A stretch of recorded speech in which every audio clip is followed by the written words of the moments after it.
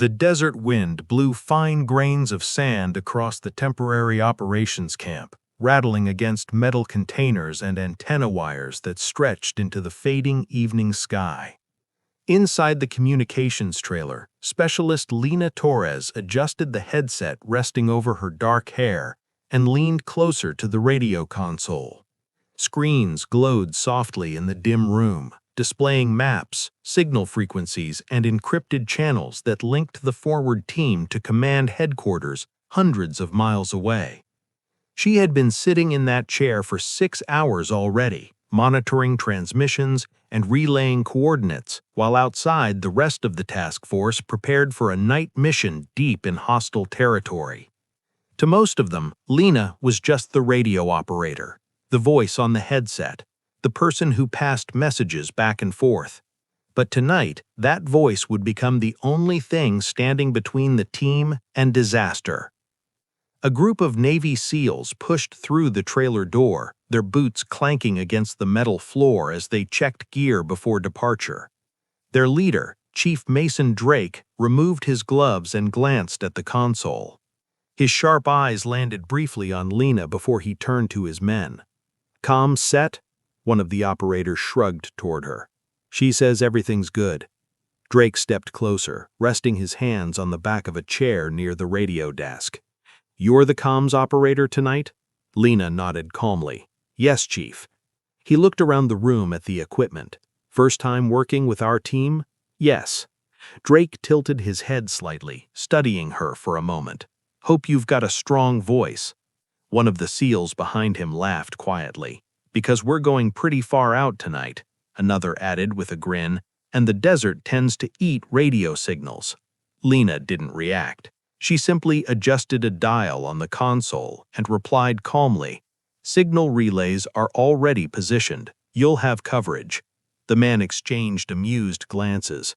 Drake smirked slightly. "Confidence. That's good."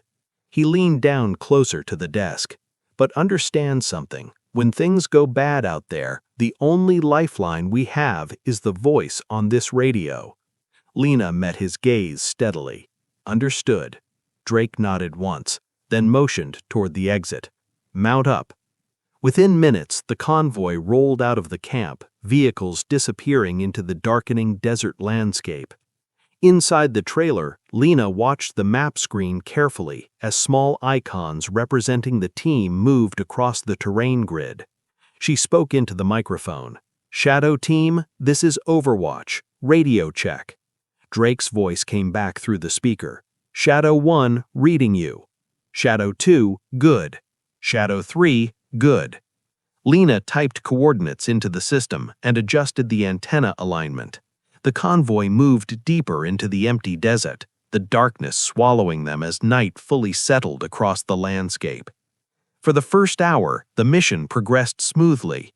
The SEALs navigated rocky terrain toward an isolated compound believed to be used by a smuggling network. Lena monitored every transmission, every change in signal strength, every satellite relay connection. Her voice remained steady and clear each time she responded. "Shadow Team, wind shift detected. Adjusting signal path."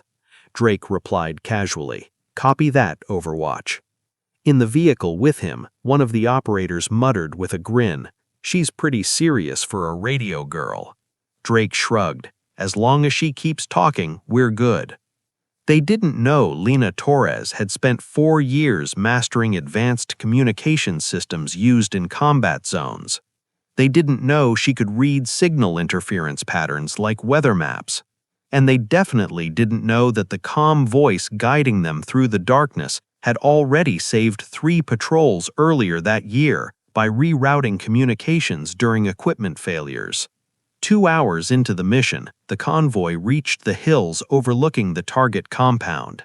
Drake signaled his team to dismount and move on foot. "Overwatch, we're approaching observation point." Lena zoomed the digital map closer.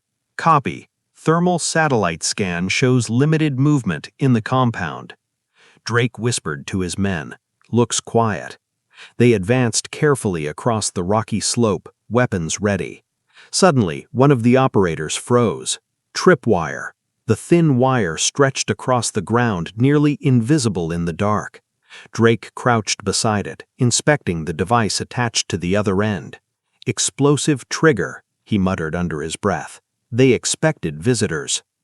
Lena's voice came calmly through the radio. "Shadow Team, I'm detecting additional metal signatures around your position." Drake frowned. "Define additional." Lena analyzed the satellite data again. Multiple potential traps within 50 meters. The SEALs slowly scanned the ground around them and began noticing small hidden devices scattered along the path. Drake whispered to his team, "We're in a minefield." Inside the communications trailer, Lena quickly adjusted another frequency channel and rerouted signal relays. Her eyes moved rapidly across the data streams. "Shadow Team, I'm mapping safe approach routes now," Drake replied quietly. "You can see a safe path from there?" "Yes."